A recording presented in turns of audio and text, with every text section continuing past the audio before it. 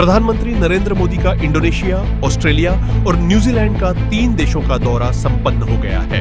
New Zealand से स्वदेश के लिए रवाना होने के साथ ही यह बहुप्रतीक्षित विदेश यात्रा समाप्त हुई। इस दौरे का उद्देश्य हिंद प्रशांत क्षेत्र में भारत की रणनीतिक साझेदारियों को मजबूत करना, आर्थिक सहयोग बढ़ाना और विभिन्न क्षेत्रों में द्विपक्षीय संबंधों को नई गति देना था।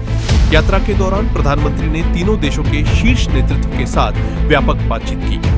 इन बैठकों में व्यापार, निवेश, रक्षा सहयोग, समुद्री सुरक्षा, प्रौद्योगिकी, शिक्षा, ऊर्जा, कृषि और आपूर्ति श्रृंखला जैसे कई अहम विषयों पर चर्चा हुई।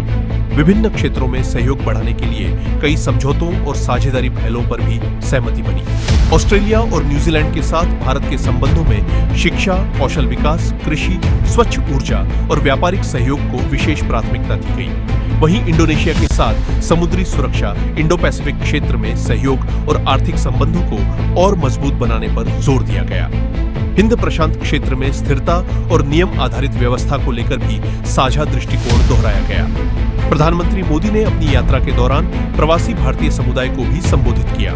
उन्होंने भारतीय मूल के लोगों की उपलब्धियों की सराहना करते हुए उन्हें भारत और मेजबान देशों के बीच एक मजबूत सेतु बताया। प्रवासी भारतीयों ने भी बड़ी संख्या में कार्यक्रमों में भाग लेकर भारत के साथ अपने जुड़ाव को प्रदर्शित किया। इस दौरे में आर्थिक सहयोग पर भी विशेष ध्यान दिया गया। भारत में निवेश बढ़ाने, नई तकनीकों के आदान प्रदान, स्टार्टअप सहयोग, डिजिटल नवाचार और आपूर्ति श्रृंखला को मजबूत करने जैसे मुद्दों पर सकारात्मक चर्चा हुई। सरकार का मानना है कि ऐसे सहयोग से भारत की आर्थिक वृद्धि और वैश्विक प्रतिस्पर्धा को नई मजबूती मिलेगी। विदेश नीति के दृष्टिकोण से यह यात्रा इसलिए भी महत्वपूर्ण मानी जा रही है क्योंकि भारत लगातार हिंद प्रशांत क्षेत्र में अपनी भूमिका को मजबूत कर रहा है। बदलते वैश्विक परिदृश्य में समान विचार वाले देशों के साथ रणनीतिक सहयोग को बढ़ाना भारत की प्राथमिकताओं में शामिल है।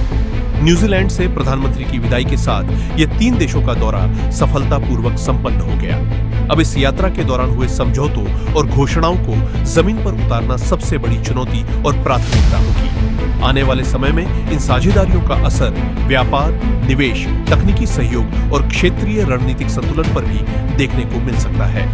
यही इस यात्रा की सबसे बड़ी उपलब्धि मानी जा रही है।